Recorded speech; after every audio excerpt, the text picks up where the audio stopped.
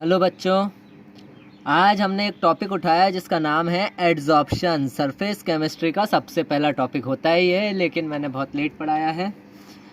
Adsorption होता क्या है?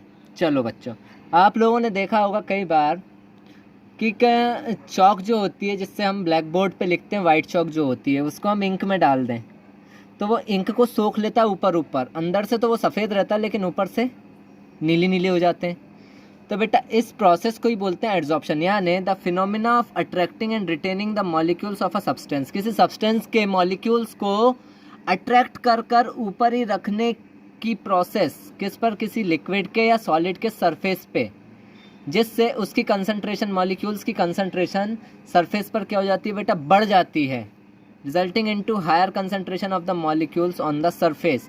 क्या कहलाती है? एड्जॉर्प्शन कहलाती है। और ये पूरी तरह सरफेस फिनोमिना होती है, किसी के सरफेस पर ही होती है ये प्रोसेस, उसको बोलते हैं एड्जॉर्प्शन। सरफेस के अंदर नहीं होती, सिर्फ ऊपर ऊपर। जैसे बॉल नाली में चली जाए तो नाली ऊपर ऊपर लगती है, गंदगी उसके ऊपर ऊपर लगती है, ना कि बॉल के अंदर घुस जाती है। इस प्रोसेस को ही बोला जाता है बेटा एड्जॉर्प्शन। एड्जॉर्प्शन में दो चीज़ें होती हैं, एक होता है एड्जॉर्बेट और एक होता है एड्जॉर्बेंट। एड्जॉर्बेट वो होता है जो सब्सटेंस किसी बॉडी के सरफेस पर जम रहा है, जो सरफेस पे जम रहा है वो है एड्जॉर्बेट, और जिस पर जम रहा है वो है एड्जॉर्बेंट। तो इसे बोला जाता है बेटा एड्जॉर्प्शन प्रोसेस, यानी किसी बॉडी के सरफेस पर मॉलिक्यूल्स के जमने की और उस पर रुकने की या फिर ठहरने की जो प्रोसेस होती है, किसी बॉडी के सरफेस पर किसी सब्सटेंस के मॉलिक्यूल्स के रुकने की और ठहरने की जो प्रोसेस होती है उसे बोलते हैं बेटा एड्जॉर्प्शन। एड्जॉर्प्शन समझ में आ गया? तो उसमें दो चीज़ें होती हैं बेटा, जिस बॉडी पर एड्जॉर्प्शन प्रोसेस हो रही है उसे बोलते हैं एड्जॉर्बेंट, और जिस सब्सटेंस को उस बॉडी के सरफेस पर जमना है या जो सब्सटेंस उस बॉडी के सरफेस पर जम रहा है उसे बोलते हैं एड्जॉर्बेट।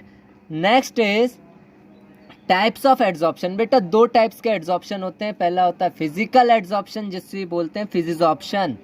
फिजिकल एड्जॉर्प्शन में बेटा सीधी सी बात है, फिजिकली यानी इसमें किसी बॉडी के ऊपर जो एड्जॉर्बेंट जमेगा वो फिजिकल बॉन्ड्स यानी बहुत वीक बॉन्ड्स से या वीक फोर्स ऑफ अट्रैक्शन से जुड़ा होता है, जिसे बोलते हैं वंडरवाल्स फोर्सेस। वंडरवाल फोर्सेस से जुड़े होते हैं एड्जॉर्बेंट के ऊपर।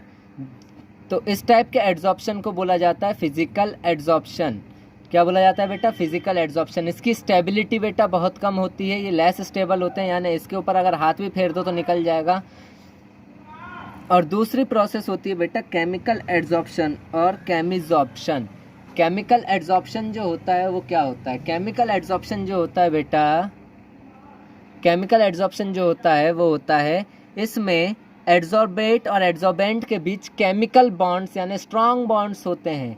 यहाँ पे स्ट्रॉन्ग केमिकल बॉन्ड्स होने के कारण इसकी स्टेबिलिटी क्या होती है बेटा? हाई होती है। यानी फिजिकल एड्जॉर्प्शन में बात करते हैं तो क्या होता है यहाँ पे समझते हैं। फिजिकल एड्जॉर्प्शन में होता है बेटा लेस स्टेबिलिटी। क्यों होती है? क्योंकि इधर वीक फोर्स ऑफ अट्रैक्शन होता है। वीक फोर्स ऑफ अट्रैक्शन किस किस के बीच बेटा? एड्जॉर्प्शन प्रोसेस है तो एड्जॉर्बेट और एड्जॉर्बेंट के बीच, एड्जॉर्बेट एंड एड्जॉर्बेंट, इन दोनों के बीच क्या होता है बेटा? Weak force of attraction. Weak force of attraction को ही नाम दिया है बेटा Waals force of attraction.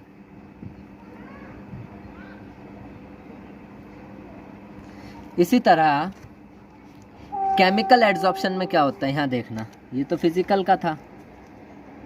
Chemical adsorption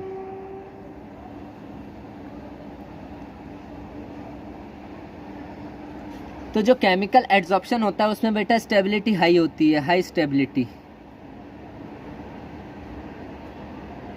because यहाँ पर क्या होते हैं बेटा? Strong chemical bonds